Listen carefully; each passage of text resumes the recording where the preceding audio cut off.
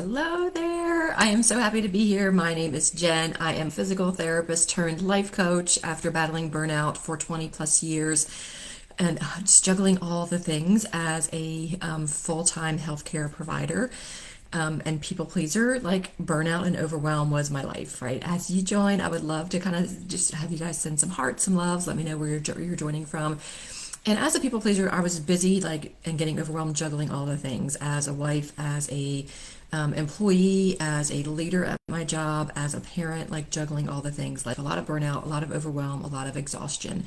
And I finally got to a point where I decided to break down and hire my own life coach.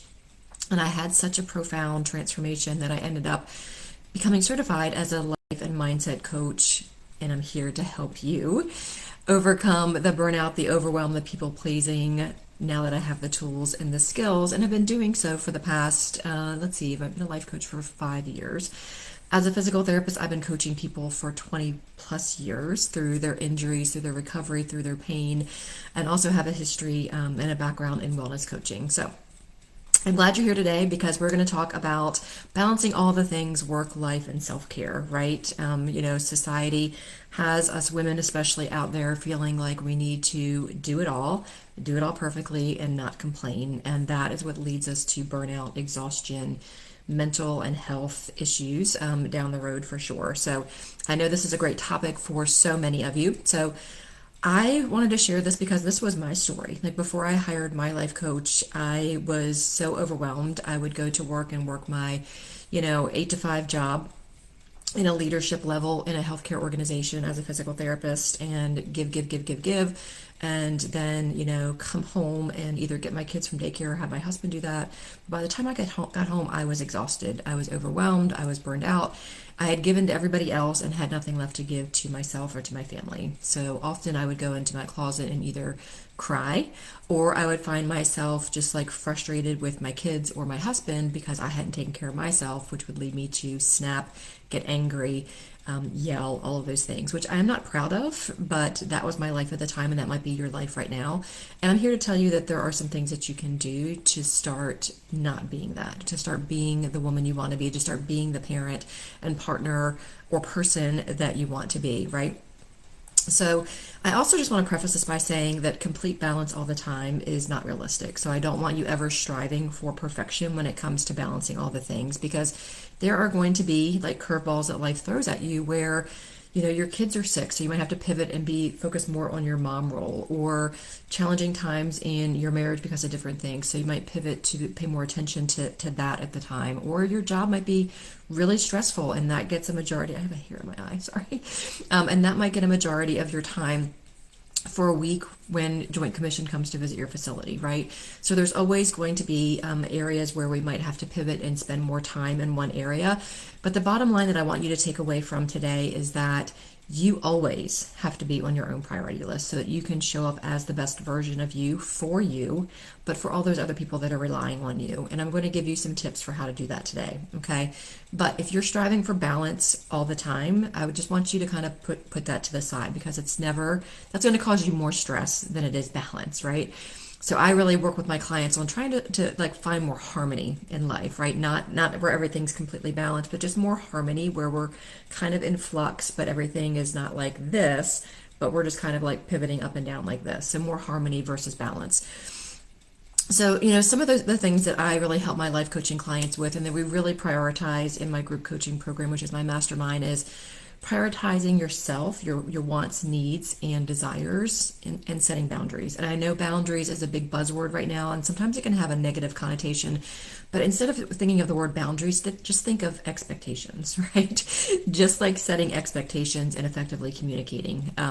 So identify your priorities. Like, what are your priorities both at work and in your personal life? What are the things that you know that you need in order to be the best version of you? And kind of set clear boundaries at work and at home around your energy and around your time, and learn to say no to avoid overcommitting. Okay, so what this might look like at work is Like during a 1 hour piece of time, like your door is shut with a do not disturb unless it's an emergency kind of situation to allow you to focus on a detailed project you have to get done, right? And I would probably send out an email to the office and to your staff, just letting them know, hey, I'm really hunkering down. I'm here if you really need me, but if you can give me this hour, I can knock out this project, right?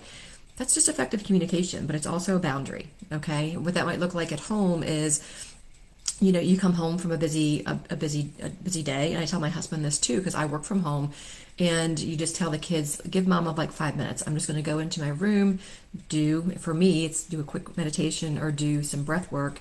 Just give me 5 minutes, let me recoup, and I'll come back, right? So you're setting that expectation, but you're also honoring a boundary and some self-care, okay? Create a realistic schedule. As women and mamas and working women and providers, we tend to not be realistic with all the things that we can juggle. We say yes to everything because we want to fit in and be liked and accepted and included. But by saying yes all the time, you're also creating this schedule that's unrealistic, that's causing you more stress and chaos and overwhelm. Okay.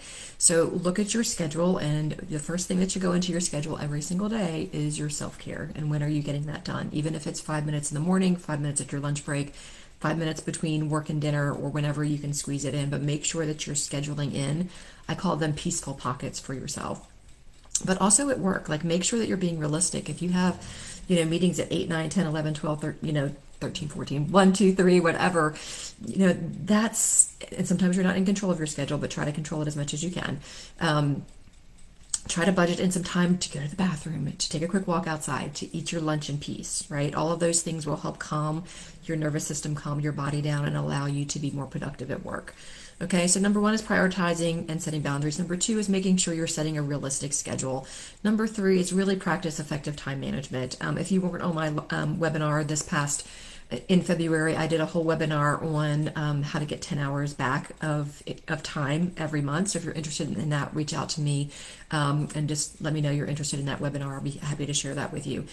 But prioritize tasks based on urgency and importance. So when you're looking at your schedule and you're looking at scheduling your appointments or your to-dos, make sure that you're putting in the most important ones first, right? Delegate and outsource. So again, in my webinar in February, we really talked about what can you delegate, eliminate, or automate to start saving you time, okay? If you are in a management position and you have people that you can delegate to them, but be mindful that you're teaching them the way that you want it done. Be mindful that you're giving up control, and that's okay. As long as the end result is the product that you want, be okay with giving up control. And it is really hard for us control freaks. But don't be afraid to delegate, automate, or eliminate things that you don't need your personal touch. And a lot of us control freaks have a really hard time with that. But we can also delegate, we can also automate things to start saving us time. Setting realistic goals is another great one, okay? So making sure that you are really setting those goals for work and your personal life that are realistic. Okay, so it might not be realistic for you and your husband to have 2 dates a week right now if you have busy kids and busy work schedules and aging parents and all those things. So maybe it's 2 a month this season, and then if you get an extra bonus date in, that's fine. But make sure that you're setting realistic goals that are in alignment with the way that you want to be living your life. Learn to disconnect. This is so hard in this age right now of like immediate gratification on our phones all the time. You may have a work phone, a personal phone, a work laptop, personal laptop, and we feel like we have to be engaged all the time when we are on, on social media and just checking in with everybody all of the time. And I want you to know that that's not the case, right? You have permission. You have to give yourself permission to disconnect a little bit, okay, and really prioritize that time. For me, I know family time starts at when we have dinner, like from 6, and then I really try to limit the time that I'm on my phone or checking in or taking phone calls from that time. And then after 8, I really try not to pick up my phone because I really want to not have the blue light impacting my sleep, right? So try to set some boundaries around disconnecting there too. Prioritize your self-care. Schedule in your self-care. It's really, really important, whether that's meditation, journaling, working out, going for a walk. If you work outside of the home, use your lunch break. Use your lunch break. Eat your food and then do a 10-minute walk. It does not have to be an hour walk. It doesn't have to be a power walk. Just keep your tennis shoes in your car. Get outside. Getting outside also allows you to reduce your stress a little bit, okay? make these things a priority, because I promise you, by doing these things that I'm suggesting, it's really going to allow you to fill your cup and serve others at a higher level, right? And I don't want you to see self-care as selfish. I see it as selfless, because it's allowing me to be the best version of me for everybody else in addition to myself. Okay, so really think about that. And then we talked about this a little bit before when we were talking about boundaries, but communicating effectively, right? Communicate openly with your colleagues, your family, your friends about your commitments and boundaries. I gave on the webinar last month, I gave a ton of, like 50, I think 50 different ways to say no with kindness and grace. And just let people know, hey, I'm trying to keep my schedule a little bit more open, because I'm getting burned out, right? Or whatever you want to say. I can't commit to that right now because I have something else going on. A lot of times we feel like we have to give like this elaborate reason why we can't do something, and you really don't. Okay, no is enough. Two other things, speaking of saying no, learn to say no. Recognize your limits and be selective about what you're taking on, right? If you can't take on becoming the PTO president, say, I can't do that this year, but I would love to volunteer at events when I can, okay? But you have to recognize when you need to say no, and and what your priorities are. Because if you're a PTO president, it might not allow you to do the connecting time that you want with your family. It might not allow you to do some of the self-care things. And it's okay to say no, right? It's okay to say no. Evaluate and adjust. So go back through all of these things that I've suggested, and as you start implementing them, really take a look at which ones are working and which ones you're tweaking, so that you get into this rhythm of finding more harmony in your life. Okay, again, we're not striving for balance and perfection all the time. We really want to. Julie said, where are you located? I'm in Charleston, South Carolina right now. I'm originally from Maryland. But just remember that working on this work-life harmony is a constant work in progress, because life is always going to throw us curveballs, right? So focus on more harmony and kind of like going with the flow, like the ocean goes kind of up and down. That's what I kind of figure like our lives are, right?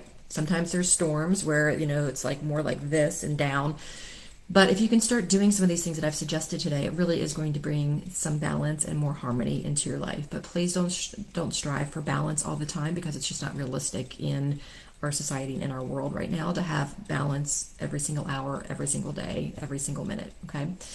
So if you like this mini session of balance that we talked about today, I would love for us to work together a little bit more closely. I do have this amazing kind of freebie that I'm doing right now. It's called Calm Your Chaos Session, and we would just connect on the phone and see how we can work together, and how I can help you clarify any struggles that you're having and give you some tips for moving forward with a more harmonious life. So thank you so much for being on live. I do these lives every Wednesday at 10:30 Eastern Standard Time a.m. I do them here on Instagram and also in my private Facebook group on Facebook. So if you're interested in getting into that group, reach out to me. I'm happy to add you there. That's where I tend to run a lot of my challenges as well. And thanks so much. I hope that this was really helpful, and I hope that you guys have a great day. See you next week.